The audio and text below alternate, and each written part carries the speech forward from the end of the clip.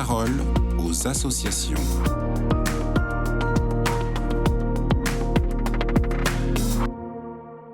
Bonjour à tous, bienvenue dans la parole aux associations. Aujourd'hui, je suis avec Stéphane Boucher. Bonjour Stéphane.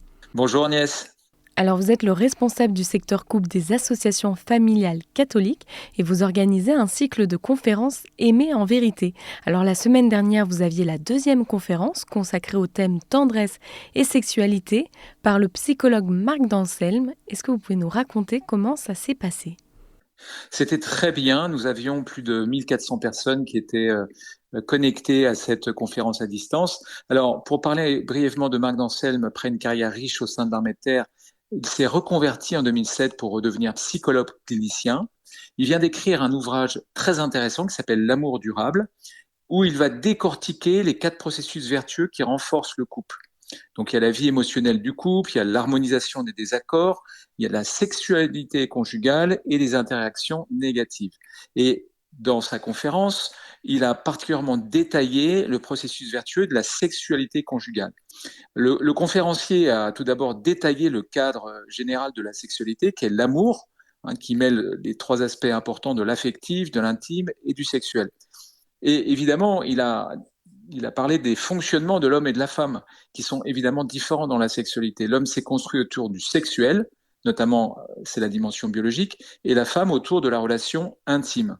Cela représente le point de jonction entre la pulsion masculine et le désir de la relation intime de la femme. Donc le succès de l'union est un échange émotionnel, ça Marc Danselme a beaucoup insisté là-dessus, l'échange émotionnel qui doit s'ajuster sur le désir et le besoin du conjoint. Alors finalement, comment on peut permettre le succès dans l'union ? Alors, Marc Danselme a détaillé un petit peu cette partie. L'homme pense atteindre le cœur de la femme par la sexualité, tandis que la femme attend l'union des cœurs pour réaliser la sexualité. Donc la sexualité conjugale consiste à marier harmonieusement par l'amour ces 2 fonctionnements.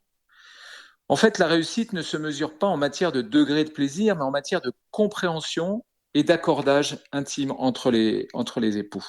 Alors, le psychologue Marc Danselme parle de chorégraphie conjugale. Est-ce que vous pouvez nous expliquer de quoi il s'agit ? Oui, tout à fait.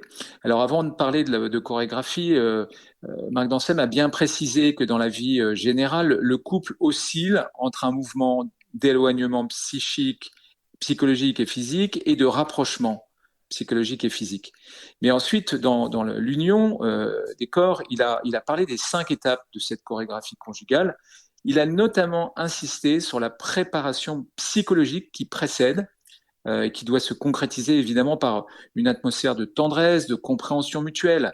Et puis, il a aussi insisté sur l'après, sur la parole bienfaisante entre les époux, pour garder cet état de complicité et d'intimité. Et alors, pour conclure, qu'est-ce que vous retenez de cette conférence ?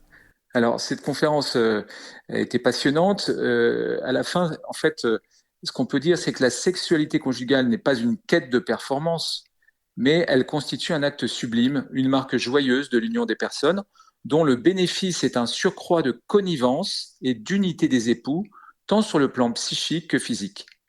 Le conférencier a aussi fini par la vision catholique de cette union. Dieu a créé cette sexualité pour renforcer le lien conjugal. Elle doit être vécue dans l'échange des émotions et dans l'écoute du désir de chacun. Et je vous renvoie vraiment au livre de Marc Danselme qui est vraiment très important. Vous aurez vraiment tous les détails, qui s'appelle L'amour durable, qui est édité aux éditions Artege. Et bien sûr, à la conférence qu'il a prononcée, dont le replay est disponible sur le site des AFC, secteur couple. Eh bien, merci Stéphane pour ce partage. Je vous souhaite une très belle journée. Je vous dis à bientôt. Merci Agnès, à bientôt.